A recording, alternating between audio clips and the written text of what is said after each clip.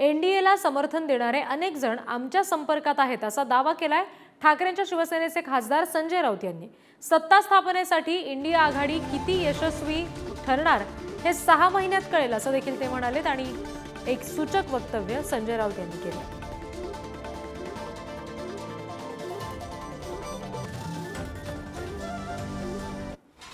आज जे पक्ष